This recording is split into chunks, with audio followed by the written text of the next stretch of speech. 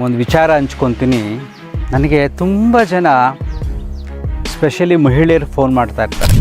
ಹಣಕಾಸಿನ ಸಮಸ್ಯೆ, ಜೀವನದಲ್ಲಿ ಏರಿಳಿತಗಳಿಂದ ಕೆಲವರು ಮಾಡ್ತಾರೆ, ಕೆಲವರು ಪರಿಹಾರ ಸಿಕ್ಕಿರುತ್ತೆ.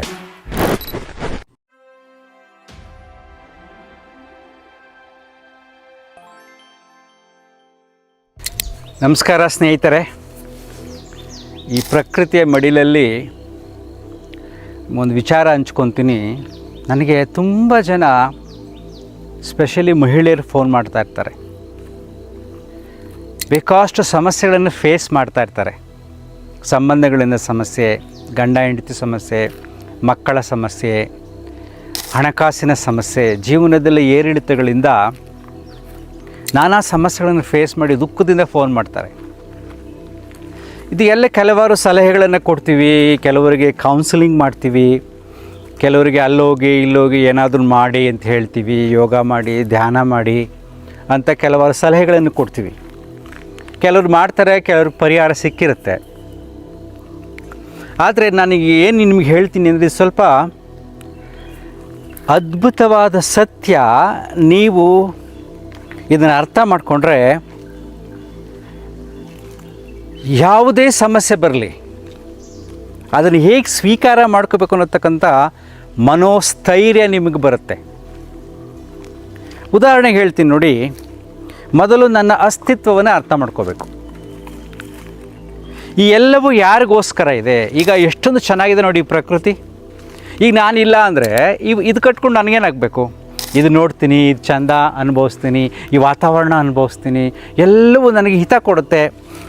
ನಾನು ಚೆನ್ನಾಗಿದ್ದರೆ, ನಾನು ನಡೀತಾ ಇಲ್ಲ, ನನಗೆ ಆರೋಗ್ಯ ಸರಿ ಇಲ್ಲ, ನಾನು ಮಲಗಿರ್ತೀನಿ, ರೋಗ ಬಂದು ಮಲಗಿರ್ತೀನಿ ಅಂದರೆ ಆವಾಗ ಈ ಪ್ರಕೃತಿನ ಅನುಭವಿಸೋಕ್ಕಾಗತ್ತಾ? ಸೊ ನನ್ನ ಇರುವಿಕೆ ಮುಖ್ಯ. ನನ್ನ ಮನಸ್ಸಿಗೆ ನೆಮ್ಮದಿ ಬೇಕು, ಶಾಂತಿ ಬೇಕು, ಒಂದು ಚಿಂತನೆ ಬೇಕು. ನಾನು ಸತ್ತ ಮೇಲೆ ಸುಖವಾಗಿರ್ಬೋದು ಅಂತ ಕಲ್ಪನೆ ಇದ್ದಾಗ ಭಗವಂತನ ಚಿಂತನೆ ಮಾಡ್ತೀವಿ. ನಾನೇ ಇಲ್ಲ ಅಂದರೆ ಭಗವಂತನ ಕಟ್ಕೊಂಡು ನನಗೇನಾಗಬೇಕು? ನನ್ನ ನೆಮ್ಮದಿಗೆ, ನನ್ನ ಶಾಂತಿಗೆ ದೇವರು ಬೇಕು. ನನ್ನ ಸುಖಕ್ಕೆ, ನನ್ನ ಆನಂದಕ್ಕೆ ಸಂಸಾರಗಳು ಬೇಕು, ಸಂಬಂಧಗಳು ಬೇಕು. ಸೊ ಯಾವುದನ್ನೇ ಮಾಡೋದು, ನಿನ್ನ ಸುತ್ತ ಬದುಕಿನಲ್ಲಿ ಏನೇನು ಘಟನೆಗಳು ಘಟಿಸ್ತವೋ ಆ ಎಲ್ಲ ಘಟನೆಗಳ ಮೂಲ ಉದ್ದೇಶ ಶಾಂತಿ, ನೆಮ್ಮದಿ, ಸುಖ. ಈಗ ಸ್ವಲ್ಪ ಸೀರಿಯಸ್ಸಾಗಿ ಯೋಚನೆ ಮಾಡಿ. ನಾನು ಅನ್ನತಕ್ಕದ್ದು ತುಂಬ ಮುಖ್ಯ. ಎಲ್ಲವೂ ನನಗೋಸ್ಕರ ಇದೆ. ಇದು ಸ್ವಾರ್ಥವಾದ ನಾನು ಅಲ್ಲ, ಅಸ್ತಿತ್ವದ ನಾನು. ಈಗ ಒಂದು ಸಂಬಂಧದಿಂದ ಸಮಸ್ಯೆಗಳು ಬರ್ತವೆ. ಆ ಸಮಸ್ಯೆಗಳು ಬಂದಾಗ ಅದನ್ನು ಬಗೆಹರಿಸೋಕ್ಕೆ ನಾನಾ ವಿಧಾನಗಳಿದೆ. ಬಗೆಹರಿಸೋಕ್ಕೆ ಆಗಿಲ್ಲ ಅಂದಾಗ ಏನು ಮಾಡಬೇಕು? ಪ್ರತಿನಿತ್ಯ ಅದು ನನ್ನ ಆನಂದವನ್ನು ಕಸಿತಾ ಇದ್ದರೆ ಆ ಸಂಬಂಧದಿಂದನೇ ನಾನು ದೂರ ಹೋಗಬೇಕು. ನನಗೆ ಮೂಲ ನೋವು ಕೊಡೋದು ಯಾವುದು? ಶಾಶ್ವತವಾಗಿ ನೋವು ಕೊಡತಕ್ಕಂಥದ್ದು ಯಾವುದು? ಅದನ್ನು ಯೋಚನೆ ಮಾಡಬೇಕು. ಸಂಬಂಧಗಳಿಂದ ಬರತಕ್ಕಂಥ ನೋವು ಶಾಶ್ವತ ಅಲ್ಲ. ಆ ಸಂಬಂಧ ಬಿಟ್ಟು ಹೋದರೆ ನಾನು ಸುಖವಾಗಿರ್ಬೋದು. ನನ್ನ ಮೂಲ ಯಾವುದು ನೋವು ಕೊಡ್ತಕ್ಕಂಥದ್ದು ಅಂದರೆ, ಬೆಳಗ್ಗೆ ತಿಂಡಿ ತಿಂದಿರ್ತೀನಿ, ಮಧ್ಯಾಹ್ನ ಊಟ ಇಲ್ಲ, ಸಂಜೆ ಊಟ ಇಲ್ಲ, ಒಂದೊತ್ತು ಮಾತ್ರ ಸಿಕ್ಕಿದೆ, ಹಸು ಆಗ್ತಾಯಿದೆ, ತಡ್ಕೊಳೋಕ್ಕಾಗಲ್ಲ, ನಾಳೆ ನನಗೆ ಊಟ ಸಿಗಲ್ಲ, ಆಗ ನೋವಾಗುತ್ತೆ. ಇದೇ ನಿಜವಾದ ನೋವು. ಮನುಷ್ಯನಿಗೆ ಆಹಾರ ಸಿಕ್ಕಲಿಲ್ಲ ಅಂದರೆ ಅದು ಅಗಾಧವಾದ ನೋವನ್ನು ಕೊಡುತ್ತೆ. ಸೊ ಆಹಾರ ಸಿಕ್ಕಾಯಿತು, ಈ ದೇಹ ರಕ್ಷಣೆ ಮಾಡ್ಕೊಳ್ಳೋಕ್ಕೆ ಈಗ ನಾನು ಪ್ರಾಣಿ ಥರ ಹೊರಗಡೆ ಇರೋಕ್ಕಾಗಲ್ಲ. ನನ್ನ ಚರ್ಮ ಸೂಕ್ಷ್ಮ. ಸೊ ನನಗೆ ರಕ್ಷಣೆ ಬೇಕು. ಬಾಡಿಗೆ ಮನೆ ಆದರೂ ಪರವಾಗಿಲ್ಲ, ಸ್ವಂತ ಮನೆ ಆದರೂ ಪರವಾಗಿಲ್ಲ, ಯಾವುದೇ ಆದರೂ ಪರವಾಗಿಲ್ಲ, ನನಗೆ ರಕ್ಷಣೆ ಬೇಕು. ಮೂರನೇದು, ನನ್ನ ಭಾವನೆಗಳನ್ನು ಹಂಚ್ಕೊಳ್ಳೋಕ್ಕೆ ಯಾವುದಾದ್ರೂ ಒಂದು ಸಂಬಂಧ ಇರಬೇಕು. ಸಂಬಂಧಗಳೇ ಇಲ್ಲ ಅಂದರೆ ಪ್ರಕೃತಿ ಆದರೆ ಸಾಕು. ನೀವು ಮನೆಯಲ್ಲಿ ಗಿಡ ಮರಗಳನ್ನ ಚೆನ್ನಾಗಿ ಗಿಡ ಮರ ಬೆಳೆಸ್ಕೊಂಡು, ಹೂವಿನ ಗಿಡ ಬೆಳೆಸ್ಕೊಂಡು, ಅದ್ರ ಜೊತೆ ಸಂಬಂಧ ಬೆಳೆಸ್ಕೊಂಡ್ರೂ ಕೂಡ ನಾವು ಸುಖವಾಗಿರ್ಬೋದು. ಕೆಲವು ಪ್ರಾಣಿಗಳು ಸಾಕೊಂಡ್ರೂ ಕೂಡ ನಾವು ಸುಖವಾಗಿರ್ಬೋದು. ಯಾಕೆಂದರೆ ಇವೆಲ್ಲವನ್ನು ತಿರಸ್ಕರಿಸಿ ಮನಸ್ಸಿಗೆ ತುಂಬ ನೋವಾದಾಗ ನಾವೇನು ಮಾಡ್ತೀವಿ? ಆತ್ಮಹತ್ಯೆ ಮಾಡ್ಕೊಳಕ್ಕೆ ಹೋಗ್ತೀವಿ. ಅಯ್ಯೋ ಬೇಸರ ಆಗಿದೆ ಅಂದ್ಬಿಟ್ಟು ತುಂಬ ಕೊರಗ್ತೀವಿ. ಸೊ ಬಳಲ್ತೀವಿ. ಅದಕ್ಕೋಸ್ಕರ ನಾನು ಹೇಳ್ತಾ ಇದ್ದೀನಿ, ಯಾವುದು ಇಲ್ಲ ಅಂದರೆ ನಿಮ್ಗೆ ಆಹಾರ ಸಿಕ್ಕಿದ್ರೆ, ರಕ್ಷಣೆ ಅಂದರೆ ಮನೆ ಯಾವ್ದಾರ ಇದ್ದರೆ, ಅಥವಾ ಸ್ವಲ್ಪ ಪ್ರಕೃತಿ ಅಥವಾ ಪ್ರಾಣಿಗಳು ಸಿಕ್ಕರೆ ಸಾಕು, ಸುಖವಾಗಿರ್ಬೋದು. ಅಲ್ಟಿಮೇಟ್ಲಿ ನನ್ನ ಮನಸ್ಸಿನಲ್ಲಿ ಡಿಸೈಡ್ ಮಾಡಬೇಕು, ನಾನು ನೆಮ್ಮದಿಯಾಗಿ ನಿದ್ರೆ ಮಾಡಬೇಕು, ಸುಖವಾಗಿರಬೇಕು, ನಾನು ಮುಖ್ಯ ಅಂತ ಪದೇ ಪದೇ ನಿಮ್ಮ ಅಸ್ತಿತ್ವವನ್ನು ದೃಢವಾಗಿ ನಂಬಿದ್ರೆ ನಿಮಗೆ ಖಂಡಿತವಾಗಿ ಮನಸ್ಸಿಗೆ ನೆಮ್ಮದಿ ಸಿಗುತ್ತೆ. ನೀವು ನಿಮ್ಮ ಬಗ್ಗೆ ಯೋಚನೆ ಮಾಡ್ತಾ ಇಲ್ಲ, ಬರೀ ಬೇರೆ ಸಂಬಂಧಗಳು, ಬೇರೆ ವಿಚಾರಗಳ ಬಗ್ಗೆ ಏನೇನು ಈ ಸಮಾಜದಲ್ಲಿ ಘಟಿಸುತ್ತೋ, ಏನೇನು ನಿಮ್ಮ ಸಂಬಂಧಗಳಲ್ಲಿ, ಸಂಸಾರಗಳಲ್ಲಿ ಘಟನೆಗಳು ಬರ್ತವೋ, ಬರೀ ಅದರ ಬಗ್ಗೆನೇ ಯೋಚನೆ ಮಾಡ್ತಾ ಇದ್ದರೆ ನಿಮ್ಮ ಬದುಕು ಹಾಳಾಗುತ್ತೆ. ಅವಾಗ ಏನು ಸಾರ್ಥಕತೆ ಆಯಿತು? ಬದುಕಿ ಏನು ಪ್ರಯೋಜನ ಆಯಿತು? ಸೊ ನೀನು ಬಗೆಹರಿಸೋಕ್ಕೆ ಪ್ರಯತ್ನ ಪಡು, 100% ಪ್ರಯತ್ನ ಪಡು.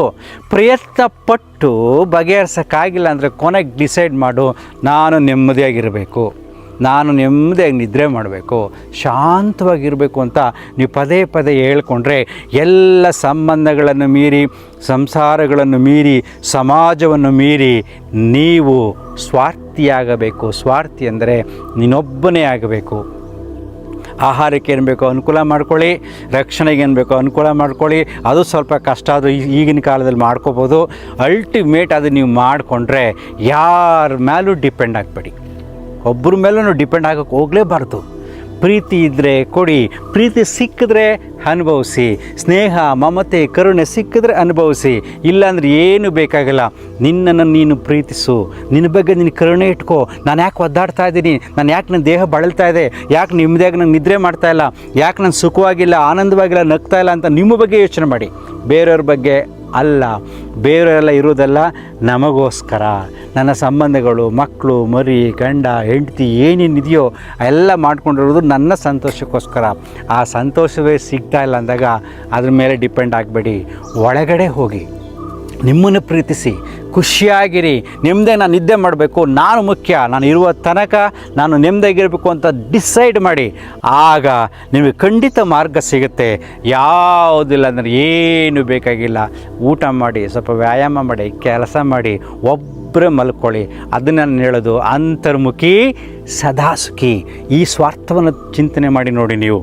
ಸೊ ಅದಕ್ಕೆ ನಾನು ಹೇಳೋದು, ಈ ಬದುಕಿನ ಜಂಜಾಟದಲ್ಲಿ, ಈ ಪ್ರಕೃತಿಯಲ್ಲಿ ನಿನಗೆ ಸಂತೋಷ ಸಿಕ್ಕಿಲ್ಲ ಅಂದರೆ ನೀನು ಸ್ವಾರ್ಥಿಯಾಗೋ.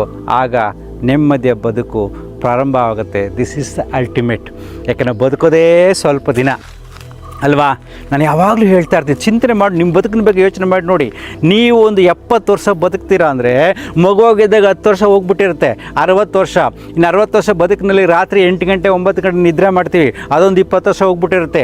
ಓದೋಕ್ಕೊಂದು 10 ವರ್ಷ ಹೋಗ್ಬಿಟ್ಟಿರುತ್ತೆ. ಓಡಾಟದಲ್ಲಿ, ಕಾಯಿಲೆಗಳಲ್ಲಿ ಈ ವರ್ಷಗಳೆಲ್ಲ ಕಳೀತಾ ಹೋದರೆ ನಮಗೆ ಸಿಗತಕ್ಕಂಥ ಕ್ಷಣಗಳು ಸ್ವಲ್ಪನೇ. ಒಂದು 2 ವರ್ಷ ಸಿಗ್ಬೋದು ನನ್ನ ಲೈಫಲ್ಲಿ ಅಲ್ವಾ? ಮುದುಕ ಆದಾಗ ಒಂದು 10 ವರ್ಷ ಹೋಗ್ಬಿಡುತ್ತೆ. ಈ ರೀತಿ ಯೋಚನೆ ಮಾಡಿ ಬದುಕಿನ ಕ್ಷಣಗಳನ್ನು ಎಣಿಸಿ ನೋಡಿದಾಗ ಸಿಗುವುದು ಸ್ವಲ್ಪ ಕ್ಷಣಗಳು. ಅದನ್ನು ಕ್ಷಣ ಅನುಭವಿಸಿ, ಯಾರ ಮೇಲೂ ಅವಲಂಬಿತ ಆಗಬೇಡಿ. ಇದು ಸ್ವಲ್ಪ ತೀಕ್ಷ್ಣವಾಗಿದೆ. Ultimate spiritual thought, you are important. ಆಧ್ಯಾತ್ಮಿಕ ಚಿಂತನೆ ಅಂದರೆ ನೀನೊಬ್ಬನೇ, ನೀನೇ ಮುಖ್ಯ. ನೀವು ಅದನ್ನು ಡಿಸೈಡ್ ಮಾಡಿ ಈ ದಿನದಿಂದ ಖುಷಿಯಾಗಿರಿ.